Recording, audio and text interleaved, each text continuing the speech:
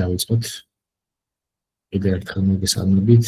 ჩვენი ვებინარის თემა არის დღეს დასაქმება მონაცემთა სფეროში და რა საჭირო უნარებია საჭირო ამისთვის და რა შესაძლებლობებია ამ სფეროში. მოკლედ მოგიყვებით თავიდან ჯერ ჩემს გამოცდილებას. დასაქმების გარდა ჯერ განვიხილავთ საერთოდ რატომ უნდა დასაქმდე ამ სფეროში, რა არის ეს სფერო, ამას მივიხილავთ. მოსალოდნელი მოთხოვნა რა არის ამ სფეროს პროფესიონალებზე, რა უნარებია საჭირო ამ სფეროში დასაქმებლად და შემდეგ უკვე ბოლოს გავივით აი ამ საკითხს გათამაშებულ იქნება ესე იგი ვებინარის ბოლოს scale-up-ის კურსებზე ვაუჩერი გათამაშდება. არის დავიწყოთ ჩვენი ვებინარი, ესე იგი მოკლედ მოგიყვებით ჩემს გამოცდილებაზე. განათლებით ვარ ეკონომისტი, ICT დავამთავრე, ეკონომიკის სკოლა ICT-ის. პირველი პროფესია, სადაც დავიწყე მუშაობა იყო ICT-ის კვლევის ცენტრში, ვიყავი მკვლევარი. შემდეგ გადავედი მონაცემთა ანალიტიკოსად, მუშაობდი remote-ად online, ერთ-ერთ ამერიკულ საინვესტიციო ფონდში. ამის შემდეგ 2 წელი ვიმუშავე მონაცემთა მეცნიერად საქართველოს ბანკში და დღეს ვარ უფროსი მონაცემთა მეცნიერი აკრონისში. ახალს remote-ად მუშაობ online. ეს არის შვეიცარიული კომპანია კიბერუსაფრთხოების სფეროში. ეხლა მოვიხილოთ, რახან მე ამ პროფესიის წარმომადგენელი ვარ, ამ პროფესიით დავიწყებ. პირველ რიგში სლაიდზე ხედავთ წარმოდგენილი არის ამერიკის ბაზრის მონაცემები. ეს არის პროფესიების მიხედვით წლიური ზრდა. წინასწარმეტყველებენ 2023-დან 23 წლამდე კონკრეტულად მონაცემთა მეცნიერებზე ყოველწლიური ზრდა იქნება 37%. ამ სტატისტიკით მეორე ადგილზე არის, ესე იგი მეორე ყველაზე სახელმწიფო პროფესია არის ამერიკაში მონაცემთა მეცნიერი და ეს მონაცემთა მეცნიერება არის მულტიდისციპლინარული სფერო, რაც ნიშნავს, რომ სხვადასხვა სფეროების ცოდნა არის საჭირო ამ პროფესიაში მუშაობისთვის, მაგალითად სტატისტიკა, ხო, რაღაც დონემდე მათემატიკა, ამის გარდა ბიზნეს ცოდნა არის საჭირო, მაგალითად თუ ბანკში მუშაობს მონაცემთა მეცნიერი, უნდა ისმოდეს დაახლოებით როგორ მუშაობს ბანკი, ეს ბიზნესი, ხო, მაგალითად შეიძლება გამოიტანოს დაკვირვება, რომ თუ ადამიანს სესხი-მალე უმთავრდება, ან დეპოზიტი უმთავრდება მალე, დიდი შანსია, რომ ჩვენი ბანკიდან გადავიდეს, იმიტომ რომ შეიძლება თავის დროზე მარტო იმიტომ ახლა ჩვენი ბანკის კლიენტი, რომ ეს სესხი აიღო. ხო, ამრიგად უნდა ესმოდეს სხვა სფეროებიც. მათ შორის ამიტომაც არის საინტერესო სფერო, რომ არ არის მხოლოდ რაღაც ერთი კონკრეტული მიმართულებით სპეციალიზაცია. ხო, კონკრეტულად მონაცემთა მეცნიერი და ასევე იგივე შეგვიძლია ვთქვათ მონაცემთა ანალიტიკოსზე მუშაობენ მონაცემებთან, ამუშავებენ მონაცემებს, აანალიზებენ მონაცემებს, მათში არსებულ ტენდენციებს ეძებენ და აი ეს ნაწილი, რაც განასხვავებს მონაცემთა მეცნიერს მონაცემთა ანალიტიკოსისგან, არის ის, რომ დამატებით, ანუ წარსულ და აზრყოში არსებულ მონაცემებზე დაყრდნობით ანალიზის გაკეთების გარდა, მონაცემთა მეცნიერი ასევე აკეთებს მომავალში პროგნოზებს. ხო, წარსულ მონაცემებზე დაყრდნობით ცდილობს წინასწარმეტყველოს მომავალი. მაგალითად, დაქტოვებს თუ არა კონკრეტული მომხმარებელი შემდეგ თვეს. ხო, და გადავა თუ არა სიტყვაზე სხვა ბანკში კლიენტად. ან სიტყვაზე რა იღება ხვალ ბიტკოინი. ხო, არის ესეთი მოდელები, რომელიც დროში წინასწარმეტყველებენ მსგავს რაღაცებსაც. ან სიტყვაზე ყველას გქონიათ შეხება ალბათ სარეკომენდაციო სისტემებთან. YouTube-ზე რო არის ხოლმე რომ გვირჩევს შემდეგ რა ვიდეოს ვუყუროთ. ხო, ესეც მონაცემთა მეცნიერის საქმე არის ურჩიოს ციფრულ კლიენტს, რომელი პროდუქტი შეიძინოს, რომელი ვიდეო ნახოს შემდეგი, რომელი პოსტი ნახოს და ასე შემდეგ. ხო. ეხლა აი გადავიდეთ ისე დავუბრუნდეთ ამ მოთხოვნის თემას. რატომ არის ეს სფერო მოთხოვნადი? წინა წლის ბოლოს დაიდო ესეთი კვლევა მსოფლიო ეკონომიკური ფორუმის, ქვია Future of Jobs Report. აქ ორიენტაცია არის მომავალ 5 წელზე საით წავა სამუშაო ბაზარი.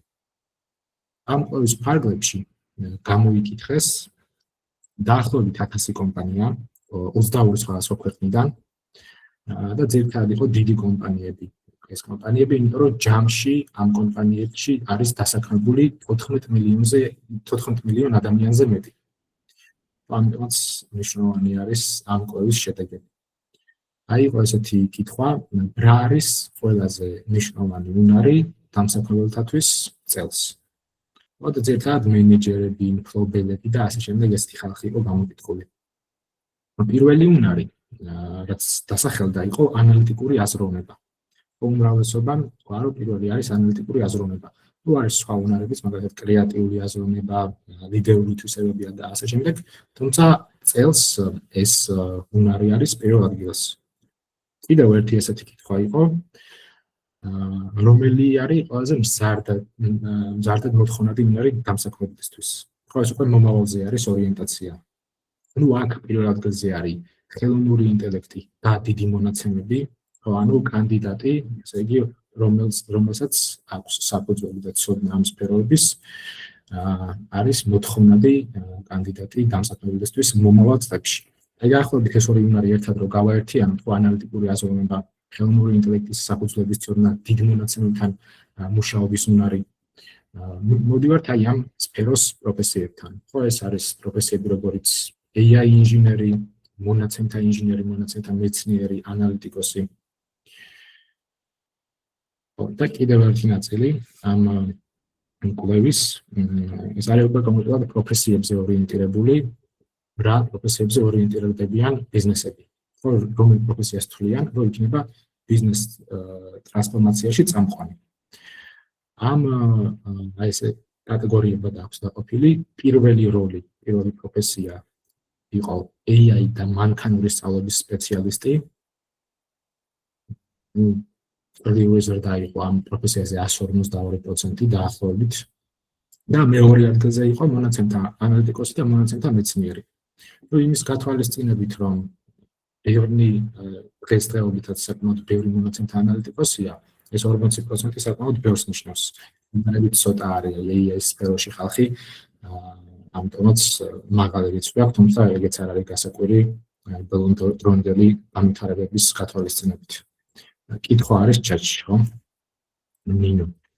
მოგესალმებით, აი ამ მონაცემების აი ამ კვლევის მოსმენის შემდეგ ასეთი კითხვა გამიჩნდა. მე როგორც ვიცი, იმისთვის რომ მონაცემთა მეცნიერი იყო და მომავალი იწინასწარმეტყველო, ბრწყალებში საჭიროა მანქანური სწავლების სპეციალისტიც იყო რაღაც დონეზე და აი დამაინტერესა, რამდენად მნიშვნელოვანია მანქანური სწავლების დაუფლება მონაცემთა მეცნიერისთვის. ძალიან მნიშვნელოვანი არის, ხო, უბრალოდ აი აქ არის ესე რატომღაც გამოყოფილი ეს პროფესია, თუმცა მონაცემთა მეცნიერი არის ის ადამიანი, ვისაც აუცილებელი არის მოდელების ცოდნა, მანქანური სწავლების ცოდნა. აი შემდეგ სლაიდზე ვნახავთ ჩვენ კონკრეტულად რა ხელსაწყოები და რა ცოდნა არის საჭირო ამ პროფესიებისთვის. სწორი შეკითხვა იყო და პასუხი არის, რომ კი აუცილებელია მანქანური სწავლების ცოდნა მონაცემთა მეცნიერისთვის. უბრალოდ აი ამ კვლევაში რატომღაც ესე იყო ცალკე გამოყოფილი AI და მანქანური სწავლების სპეციალისტი. და აი მესამე ადგილიც რო განვიხილოთ, ეს არის ბიზნეს განვითარების პროფესიონალი, ნუ ეს არის მაგალითად პროექტ მენეჯერი. პირდაპირ კავშირში არ არის ამ სფეროსთან, თუმცა რა თქმა უნდა ანალიტიკური უნარები მასაც აქვს და მასაც გარკვეულ დონეზე მოეთხოვება, რომ ესმოდეს მონაცემები როგორ ინახება, როგორ ვამუშავებთ ამ მონაცემებს და ასე შემდეგ. გადავიდეთ შემდეგ სლაიდზე. აი ეს გრაფიკი ნაწილობრივ ხსნის აი ამ მოთხოვნის ზრდას მონაცემთა პროფესიონალებზე. ხო, ამ გრაფიკზე ჩვენ გვაქვს წლიდან წლამდე შექმნილი მონაცემების მოცულობა. აი თუ ხედავთ, ეს ზრდა არის ექსპონენციალური. ანუ ძალიან მზარდი გრაფიკი არის, მზარდი ზრდა აქვს.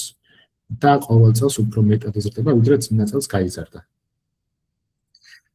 აი ეს Y-ით რო ახსნათ, ეს არის ახალი შექმნილი მონაცემების მოცულობა ზეტაბაიტებში. ზეტაბაიტი არის დაახლოებით ტრილიონი გიგაბაიტი. ანუ საკმაოდ დიდი რიცხვი არის და კიდევ ერთი, ასე ვთქვათ, შესაძლებლობა, რაც გააჩინა ამ სფეროში, ამ ტექნოლოგიურმა წინსვლამ არის ის, რომ მარტივად შეგვიძლია შევინახოთ და გავაანალიზოთ ეს მონაცემები. ამ დროს, როცა შეგვიძლია ეს რესურსის შენახვა, რა თქმა უნდა, ლოგიკურია, რომ იზრდება იმ ხალხზე მოთხოვნა, ვისაც შეუძლია ამ მონაცემებს ემუშაოს და ამ მონაცემებზე დაყრდნობით კონკრეტული რჩევები მოგვდეს, გადაწყვეტილებები ვნახოთ და ასე შემდეგ. ხო, ეხლა განვიხილოთ ზოგადად პროფესიები მონაცემთა სფეროში, რომელიც უკავშირდება ამ უნარებს, რომლებიც ჩვენ განვიხილეთ. პირველ რიგში განვიხილეთ მონაცემთა მეცნიერი და მონაცემთა ანალიტიკოსი, ვიცით სხვაობა ამ პროფესიას შორის. არის კიდევ ერთი პროფესია მონაცემთა ბაზების ადმინისტრატორი. ეს არის ადამიანი, რომელიც ძირითადად ცხრილთან მუშაობს SQL-ში, ან რომელიმე რელაციურ ბაზაში, ძირითადად SQL-ს იყენებენ. არის კიდევ პროფესია მონაცემთა ინჟინერი და BI დეველოპერი. ეს არის ადამიანი, რომელიც ასწავლებს დეშბორდებს, სხვადასხვა გრაფიკებს მონაცემთა ვიზუალიზაციისთვის.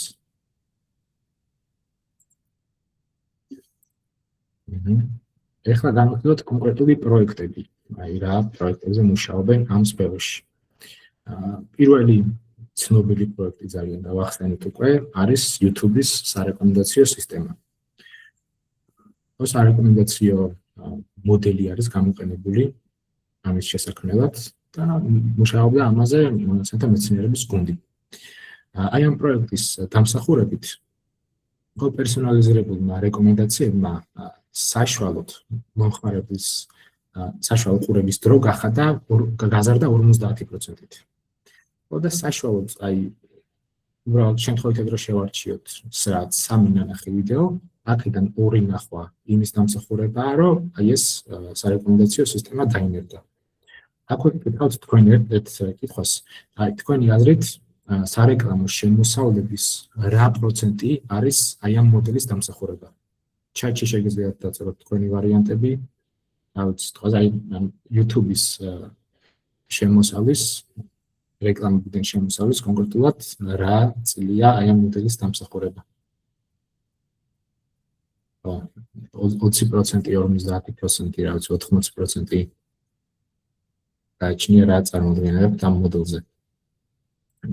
ხო, აი ზუსტი პასუხები დაიწერა რატომ chat-ში 70% არის სარეკლამო შემოსავლები.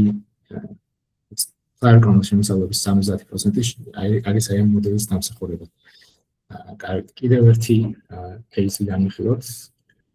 ეს ერთ-ერთი მაგალითია, მაგალითად მონაცემთა ანალიტიკოსის სამუშაოს შედეგი. ხო, ეს ფინანსური რეპორტი, რაც ყოველთვიურა ფინანსური ანალიზი დეშბორდის სახით. ამ დეშბორდზე შევა ბიზნეს მენეჯერი, ბიზნესის წარმომადგენლები, გაყიდვების გუნდი და ნახავენ live რეჟიმში, როგორ იწვება მონაცემები, რა ხდება, ასე ვთქვათ, ბიზნესის პულსზე, ედებათ თითი და დაინახავენ გაყიდვებს, მარაგებს და ასე შემდეგ. ხო, აი ეს არის ჩემი ერთ-ერთი საყვარელი მაგალითი.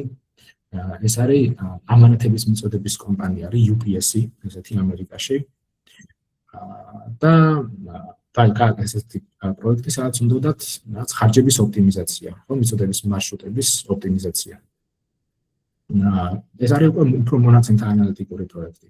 და ამ პროექტის ესე იგი, ამ პროექტის დამსახურებით გააკეთებთ იქნება. თუ რაღაც A წერტილიდან B წერტილამდე არის მისატანი ამანათი, იმ შემთხვევაშიც თუ კი მანძილი უფრო მოკლე არის, ვიდრე რაღაც სხვა მარშრუტებთან შედარებით, ხო, თუ საჭიროა აი ამ მარშრუტის დაგეგმვისას ბევრჯერ აი ესეთ გზაჯვარედინზე მარცხნივ მოხვევები, ან მარცხნივ როდესაც უხვევ, ხო, ფაქტობრივად ყველა მანქანას აჩერებ, ხო, ყველა მანქანას უჭრი გზას. იმისათვის რომ შენ მარცხნივ მოუხვიო, პლუს სანამ მარცხნივ შევხვევ, უნდა დაეწოდო ყველა გაატარო და მხოლოდ შემდეგ გაქვს შენ შეხვევის შესაძლებლობა. ხო, გზაჯვარედინზე მარცხნივ როდესაც უხვევს მანქანა. აი ამის პროექტის შედეგად ნახეს, რომ თუ შეამცირებდნენ აი ესეთ მოსახვევებს მარშრუტებზე, მიუხედავად იმისა, რომ საშუალო მანძილი A-დან B-მდე გაიზარდა მაგრამ აი ამ მაგზაზე ნაკლები ასეთი შეხვევა დასჭირდა კურიერს. მაგ შემთხვევაში ზოგავენ ხარჯებს. კონკრეტულად ნაკლებსაც ოს მოიხმარენ, ნაკლები შეჯახება ხდება და უფრო მალე მიდის ამანათი A პუნქტიდან B პუნქტამდე. აი ჯამში აი ამ პროექტმა UPS წლიურად დაუზოგა 400 მილიონი. მარტო ეს ნაწილი არ იყო, რა თქმა უნდა, მაგრამ ეს მიგნება იყო ერთ-ერთი ყველაზე განსაკუთრებული.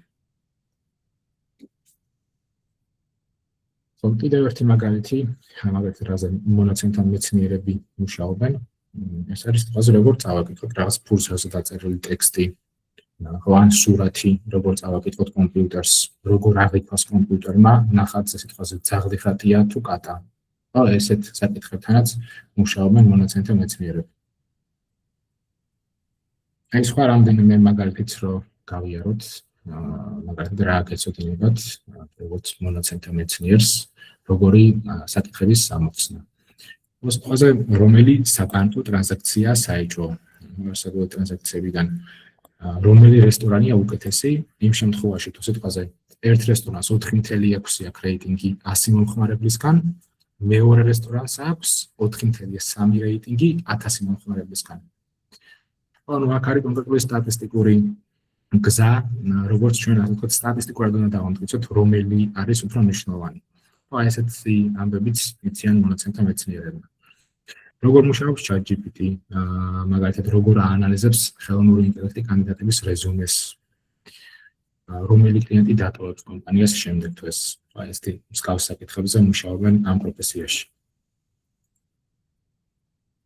ახლა განვიხილოთ ფუნდამენტური უნარები, პირველი ორი უნარი, ეს თან დავაკონკრეტებთ პროფესიებსაც, მონაცემთა ანალიტიკოსი, მონაცემთა მეცნიერი, მონაცემთა ინჟინერი, აი ეს ორი ხელსაწყო, რაც ახლა საიტზე არის Python და SQL-ი, არის ფუნდამენტური უნარი ორივესთვის.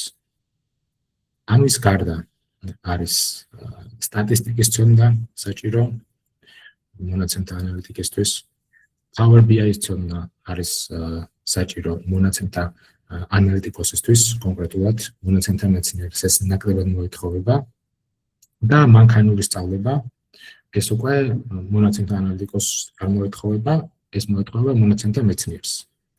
კითხვა არის კიდევ გისმენთ ნინო? გამარჯობა კიდევ ერთხელ, ასეთი კითხვა გამიჩნდა. დღეს მაგალითად vibe coding-ი ძალიან პოპულარული გახდა და ზოგადად ძალიან ბევრი tool-ია იმისთვის, რომ სრულყოფილად არ იცოდე კოდის წერა, მაგრამ მაინც დაწერო რაღაც. და თქვენი აზრით, რომელი უნარი უფრო უნდა განივითაროს მონაცემთა მეცნიერმა, მათემატიკური უნარები თუ კოდირების უნარები?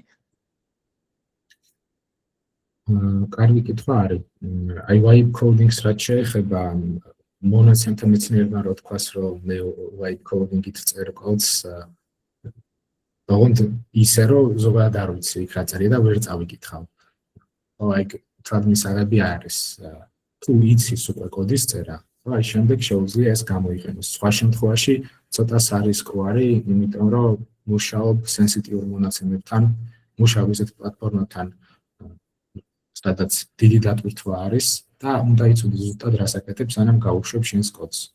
მე ვიტყოდი, რომ ბალანსის დაცვა არის აუცილებელი ამ შემთხვევაში. არის რაღაც ფუნდამენტური საკითხები მათემატიკაში, რაც საკმარისია რომ ვიცოდეთ.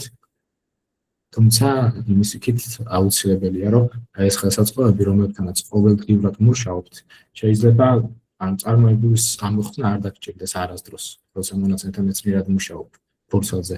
მაგრამ Python-ში კოდის წერა და SQL-ში ყოველდღე დაგჭირდება. ამიტომ უფრო ბალანსს დავიცავდი ამ შემთხვევაში. არ ვიცი თუ გავიცით თქვენს კითხვას პასუხი. მადლობა. მადლობა ამ კითხვისთვის. ხო, აი ეს ძირითადი ხუთი უნარი არის, რაც ჩამოვთვალე. თუმცა კონკრეტული პროფესიის მიხედვით რომ ავიღოთ, რომ მაგალითად მონაცემთა ანალიტიკოსმა მეტი აქცენტი უნდა გააკეთოს SQL-ზე და Power BI-ზე, ამის შემდეგ Python-იც აუცილებელი არის უკვე. მონაცემთა მეცნიერმა Power BI-ის გარდა აქ ჩამოთვლილ ნებისმიერ სფეროზე უნდა გააკეთოს აქცენტი.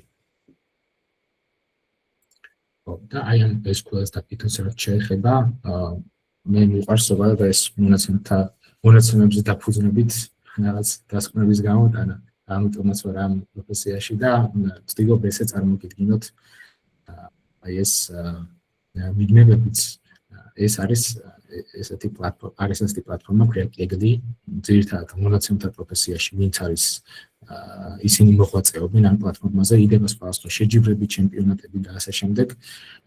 და აი ამ პლატფორმაზე გამოიკითხეს 173 ქვეყნის 24,000 მონაცემთა პროფესიონალი. ყოველწლიურად ტარდება ხოლმე ეს კვლევა. აი ხედავთ ჩვენ ესეთი კითხვა არის რა ინსტრუმენტებს იყენებთ ყველაზე ხშირად. პირველი ორი ყოველთვის არის ხოლმე SQL და Python. ამის გარდა აი აქ ეს სვეტები ხო მაგალითად SQL-ზე ბევრი სვეტი რომ არის, ეს არის წლების მიხედვით 2018-დან 22 წლამდე. მზარდი არის ან SQL-შიც, Python-შიც მზარდი არის და ეს არის ის ასე ვთქვათ, აი ეს აუცილებელი ხელსაწყოები, რაც საჭირო არის ამ პროფესიაში. ასე ხშირად ადარებენ კითხავენ ხოლმე ესე თქვა SQL-ი უნდა იცოდე და Python-ი ან არის. თუმცა ჩემი აზრით და ჩემი გამოცდილებით არს ნაკლებად იყენებენ და ფაქტობრივად Python-ი არის პირველ ადგილზე აქ და თუ არჩევანი დაგიდგა სიტყვაზე არის ისწავლოთ Python-ი, ცალსახად Python-ი ვიტყოდი ამ სფეროშიც და სხვა სფეროებშიც. ხო თუნდაც Python-ი არ არის მხოლოდ ის სტატისტიკური ხელსაწყო, Python-ით შეიძლება ძალიან ბევრი რამის გაკეთება და Python-ს ურჩევ ხოლმე ძირითადად ამ სფეროში. კითხვა არის კიდევ ეს ჩატში junior analytics-ისთვის რა დონეზე უნდა ვიცოდეთ SQL-ი. მხოლოდ select-ები თუ join-ებიც აუცილებლად ორივე. join-ები ან მთელი აზრი აი ამ რელაციური მონაცემების არის ის რომ სხვადასხვა ცხრილებს ვაკავშირებთ ერთმანეთთან. მხოლოდ select-ები საკმარისი არ არის, join-ებიც უნდა ვიცოდეთ, თუმცა შეიძლება იყოს რაღაც ისეთი ვაკანსიები internship-ზე და ასე შემდეგ, სადაც არ გთხოვენ ამას. junior-ზეც შეიძლება იყოს ესეთი ვაკანსიები. თუმცა ჩემი აზრით სტანდარტი უნდა იყოს junior-ისთვის SQL-ში select-ები, join-ები აუცილებლად უნდა იცოდეს. კითხვა არის კიდევ მინოგისმენთ. Თქვენი აზრით წინა წლებთან შედარებით ახლა უფრო გამარტივდა რომ დაიწყო სტაჟირება როგორც მონაცემთა ანალიტიკოსმა ან მონაცემთა მეცნიერმა თუ უფრო გართულდა? ბუმი იყო ამ სფეროში დაახლოებით COVID-ის ბოლოსკენ და COVID-ის შემდეგ, მაშინ იყო ძალიან მარტივი დასაქმება, არა მხოლოდ ამ სფეროში, არამედ ნებისმიერ ციფრულ IT სფეროში. და აი მე რა უკვე გვესმის ესეთი ამბები, რომ რაღაც Amazon-და გაუშვეს 1000 კაცი და ასე შემდეგ, მე ცოტა გართულდა, მაგრამ აი ეხლა ბოლოს რო დაიწყო ეს AI ბუმი, აი კონკრეტულად ამ სფეროს უფრო წარადგა ეს, რაც შეეხება AI-ს და მონაცემებს. ყველაზე მარტივი ალბათ ვიტყოდი იყო COVID-ის მერე, შემდეგ ცოტა გართულდა და ეხლა ისევ ეს კონკრეტულად ამ სფეროში არის უკვე პატარა ბუმი. ხო, ჩემი გამოცდილებიდან და ჩემი კოლეგების გამოცდილებიდან ესე ვიტყოდი. ხო, ეხლა წარმოგიდგენთ ამ მიმართულებით რა კურსები გვაქვს Scale-Up-ში. მომავალი კურსები არის ეს ყველა. 4 ძირითადი მიმართულება გვაქვს. პირველი არის მონაცემთა მეცნიერებისა და ხელოვნური ინტელექტის კურსი. მე ვარ ამ კურსის ლექტორი. ეს არის ჯამში 5 თვიანი კურსი. სადაც ვსწავლობთ აი იმ ძირითად ხელსაწყოებს და უნარებს, რაც ზემოთ ჩამოვთვალე. ასევე გვაქვს მონაცემთა ანალიტიკის კურსი 3 თვიანი, ამ კურსზე გადიხართ. SQL-ს, Power BI-ს და Python-ს კონკრეტულად მონაცემთა ანალიტიკისთვის. Power BI-ის კურსი არის ასევე ამ სფეროშიც განსაკუთრებით აი BI developer-ად ვისაც უნდა დაწყება, ასეთ მოთხოვნადი კურსი არის ხოლმე. და ახალი კურსი AI და Python პროგრამირება, ეს არის ორიენტირებული ხელოვნური ინტელექტის აგენტების შექმნაზე. ხო. Ну ეს 4 ძირითადი კურსი არის, რომელიც მინდა რომ წარმოგიდგინოთ. ანუ საიტი არის scaleup.g. დამატებითი დეტალები თუ დაგაინტერესებთ, შეგიძლიათ მიწეროთ ამ საიტს ეწვიოთ. ხო, აი მონაცემთა ანალიტიკის როლ ახსენე რომ დეტალურად გავივედით, ესე იგი მონაცემთა ანალიტიკის კურსზე რა ისწავლება. პირველი თვე ეთმობა SQL-ს, შემდეგი არის Power BI, არის მცირე სტატისტიკის მოდული, იმიტომ რომ სტატისტიკა მაინც საჭირო არის მონაცემთა ანალიტიკოსისთვის. და ბოლო მოდული არის Python-ი და Python-ი და მონაცემთა ანალიზი ხელოვნური ინტელექტით და აი ძირითადად ეს მოდული არის ყველა ის საჭირო ბიბლიოთეკა და კოდი, რაც უნდა იცოდეთ Python-ში, რომ ემუშაოთ კონკრეტულად მონაცემებს. ხო, იმიტომ რომ Python-ში ბევრი რაღაცის სწავლა შეიძლება, საიტების აწყობა, აპლიკაციების აწყობა შეიძლება, მაგრამ კონკრეტულად მონაცემთა ანალიტიკოს რაც სჭირდება, არის აი ამ მოდულში. კონკრეტულად ეს კურსი არის სამთვიანი და მიზანი არის, რომ დამწყები ან საშუალო დონის მონაცემთა პროფესიონალი ჩამოაყალიბოს. ჯამში არის 22 2-საათიანი ლექცია, 3 პროექტი იქნება, მათ შორის დიდი შუალედური და ფინალური პროექტები, რომელიც პორტფოლიოსათვისაც გამოსადეგარი იქნება, 5 კვიზი და 10 დავალება. და ეს არის უკვე მონაცემთა მეცნიერების კურსი, სადაც გავდივართ ჩვენ Python-ს, თუმცა ეს Python-ის ეს მოდული და მონაცემთა ანალიტიკის Python-ის მოდული განსხვავდება. დასაწყისი რა თქმა უნდა გავს ერთმანეთს დიდწილად, მაგრამ შემდეგ საერთოდ სხვა ბიბლიოთეკებს ვსწავლობთ. ასევე ამ მოდულზე გავდივართ SQL-ს, რომელიც ყველა მონაცემთა პროფესიისთვის არის აუცილებელი ხელსაწყო. სტატისტიკას გავდივართ სიღრმისეულად, იმიტომ რომ გარკვეულ დონეზე ექსპერიმენტების ცოდნაც სჭირდება მონაცემთა მეცნიერს და რეგრესიული ანალიზის სტატისტიკაში და აი ამის შემდეგ უკვე გადავდივართ მანქანურ სწავლებაზე, სადაც გავდივართ ძირითად მანქანური სწავლების მოდელებს და ასევე ვეხებით აი ამ ახალ განვითარებებს მონაცემთა სფეროში და ხელოვნური ინტელექტის სფეროში გენერაციული AI-ის მიმართულებით. ანუ ეს კურსი არის უკვე 5 თვიანი მონაცემთა მეცნიერების პროფესიის ასათვისებლად. ხო, ეს ნაწილიც სად დავსაქმდებით. შედეგად ესე იგი გვაქვს ჩვენ შექმნილი დაახლოებით 1000-ზე მეტი კომპანიის სია. ეს კომპანიები არის როგორც ქართული, ასევე უცხოურიც. თუმცა განსხვავება ის არის, რომ ყველა, ანუ საერთოდ ის არის, რომ ყველა ასაქმებს ქართველებს. ამ კომპანიებიდან ვუზიარებთ ჩვენ სტუდენტებს კურსის ბოლოსკენ ან დასრულების შემდეგ ვაკანსიებს და ვცდილობთ, რომ მოვამზადოთ ამ ვაკანსიებისთვის. იმ შემთხვევაში, თუ ჩაგენიშნებათ ტექნიკური ინტერვიუ, ნებისმიერ დროს შეგიძლიათ დაუკავშირდეთ თქვენს ლექტორს, რომელიც მოგამზადებთ ამ ინტერვიუსთვის. გადახედავთ ერთად ვაკანსიას და მომზადებით მოკლედ მაქსიმალურად. ხო, გარდა ამისა, დღეს მე მინდა რამდენიმე რჩევა მოგცეთ. თუ რა არის გარდა აი ამ ტექნიკური ცოდნის გარდა საჭირო რომ გააკეთოთ თუ გსურთ ამ სფეროში დასაქმება. ხო, პირველ რიგში საჭიროა მარტივი CV, არც ნახატები, არც სურათები დიდად საჭირო არ არის. CV უნდა იყოს ასევე ისე მოწყობილი, რომ AI-საც შეეძლოს მისი მარტივად წაკითხვა, არ უნდა იყოს სვეტები და ნახატები არ უნდა იყოს.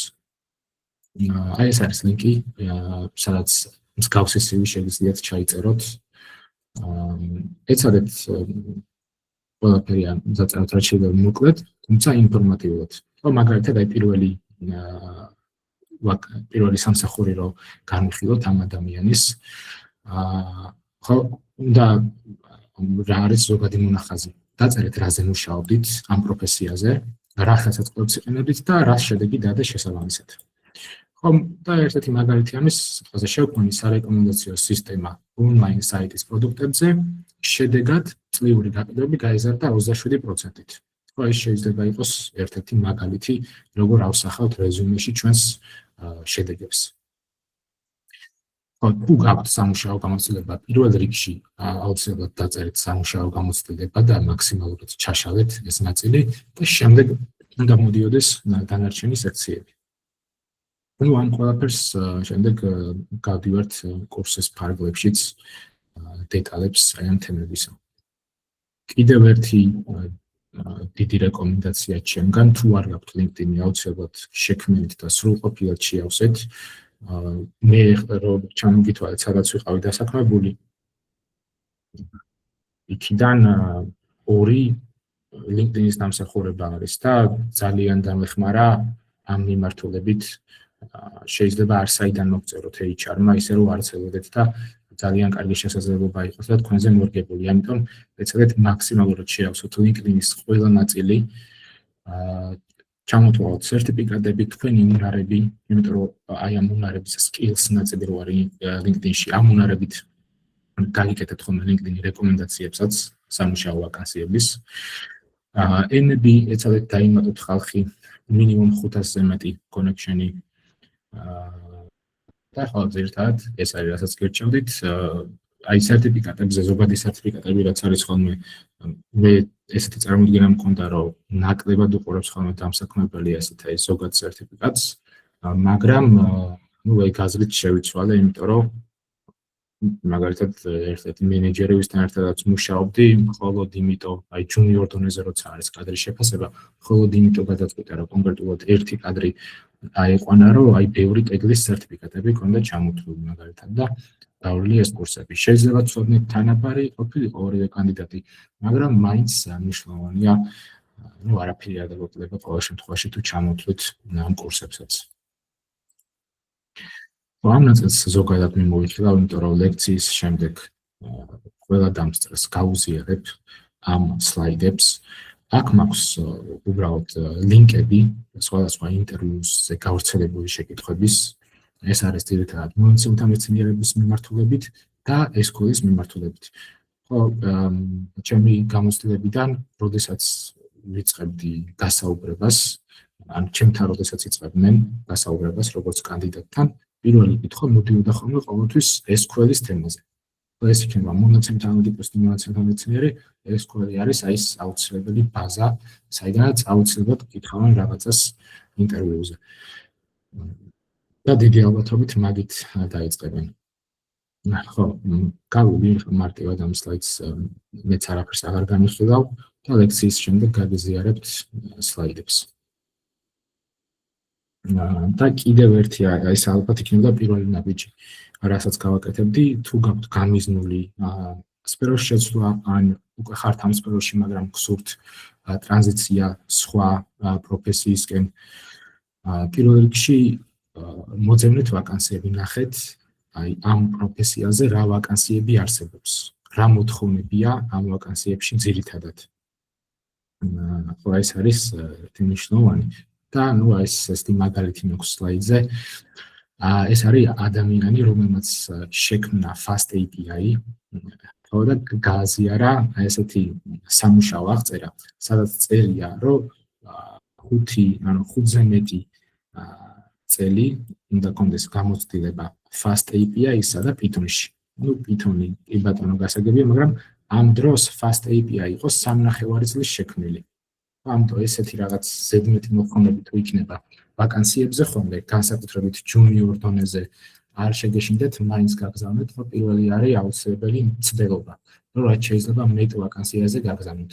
ოღონდ თან შეისწავლეთ ეს ვაკანსიები მართლა გსურთ თუ არა, აქ გაგზავნა და ეცადეთ მოუარგოთ კონკრეტულ ვაკანსიას თქვენი CV.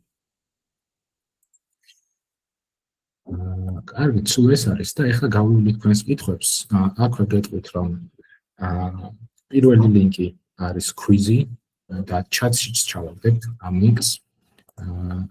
სასწრაფო არ არის ამ quiz-ის შევსება, არც ქულების მიხედვით იქნება შერჩეული ადამიანი აი ამ პრიზისთვის, რაზეც საუბარი მქონდა.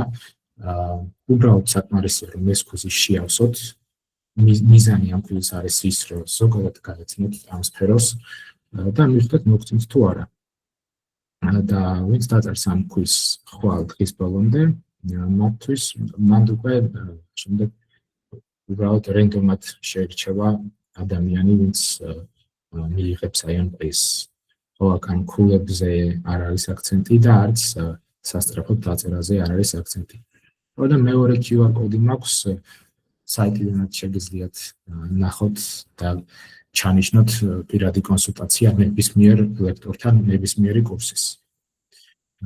აი ამ QR კოდით კონკრეტულად ჩემთან შეძლებთ უბრალოდ კონსულტაციის ჩანიშნოს ნებისმიერ ამ თუ კურსი გაინტერესებთ ან თუ უბრალოდ თქვენ პირადად რაღაცას განიხილავთ, შეიცვალოთ პროფესია თუ არა, ან რაღაც პროექტს აკეთებთ და ზოგადად რჩევა გწევთ, შეგიძლიათ ჩანიშნოთ 15 წუთიანი შეხვედრა.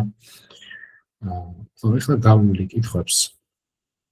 ამასობაში თუ გაქვთ რაიმე შეკითხვები, შეგიძლიათ ან დაწეროთ, ან იკითხოთ. გისმით ნინო? როცა არანაირი გამოცდილება არ გაქვს ამ სფეროში, მაგრამ მართლა გინდა რომ დამოუკიდებლად სწავლობ რაღაცებს და გინდა რომ უკვე პრაქტიკაში გამოიყენო ეს ცოდნა, რომ უკეთესად ჩაგიჯდეს ტვინში. რა ტიპის პროექტები უნდა დაწეროს ადამიანმა? ხო, პირველ რიგში ყურებით დამოსმენით ვერ ისწავლეთ ამ სფეროს, საჭირო არის ნამდვილად ეს პროექტებზე აქცენტი. მე გირჩევთ, რომ თუ რაღაც ბაზა უკვე შესწავლილი გაქვთ და რაღაც კოდი დაწერილი თქვენით, დარეგისტრირდეთ Kaggle-ზე, აი ეს პლატფორმა რომ ახსენე, იქ არის ბევრი პროექტები მონაცემთა ანალიტიკის, მონაცემთა მეცნიერების სფეროში. შეგიძლიათ გააკეთოთ, გამოაქვეყნოთ, გააზიაროთ, შემდეგ CV-შიც დაგინკოთ ეს თქვენი ნამუშევარი. ეს იქნებოდა პირველი და რა თქმა უნდა ამ ეტაპზე მნიშვნელოვანი არის რომ რაც შეიძლება მალე გამოიყენოთ საქმეში ეს თქვენი უნარები, იმიტომ რომ ყველაზე მეტი მე ვისწავლე პრაქტიკაში მუშაობით. მე იქ რაც დაგჭირდება უკვე რაღაცის სწავლა ბევრად მარტივი არის და იცი რომ რასაც ისწავლე პრაქტიკულად გამოიყენებ.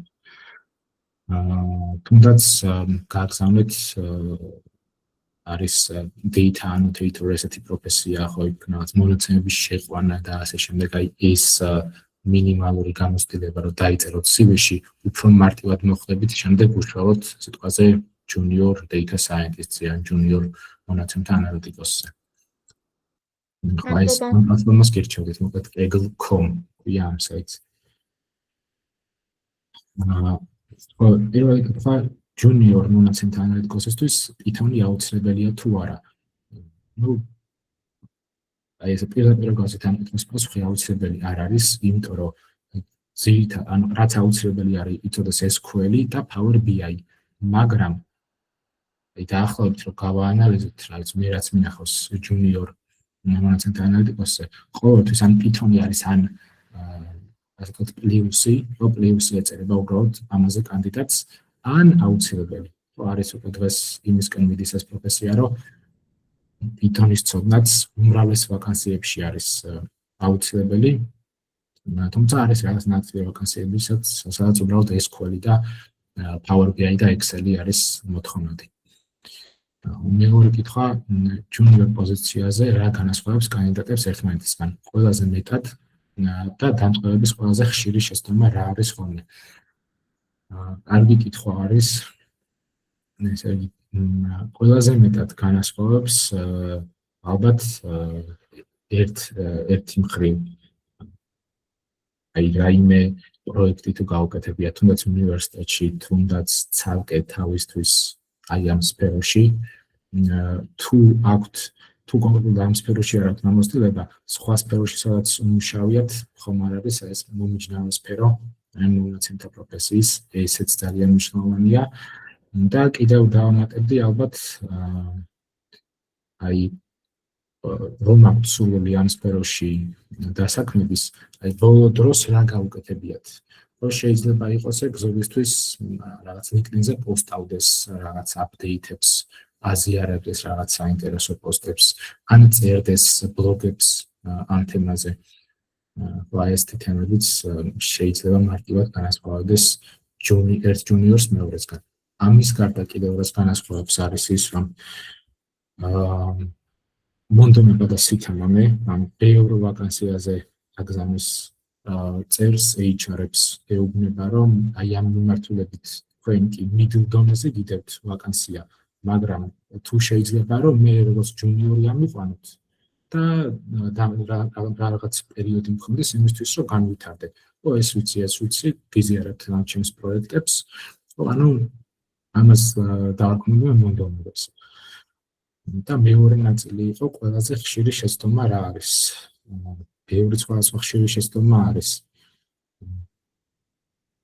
ყველაზე ხშირი შეცდომა ვიტყოდი არის ის, რომ უყურებენ, ცდილობენ, რომ ისწავლონ ყურებით და მოსმენით. აი ეს ვიტყოდი, რომ ალბათ ყველაზე რთული არის და თან დემოტივატორი არის, რომ აი ეს პირდაპირ შედეგებში ხშირად არ აისახება ხოლმე.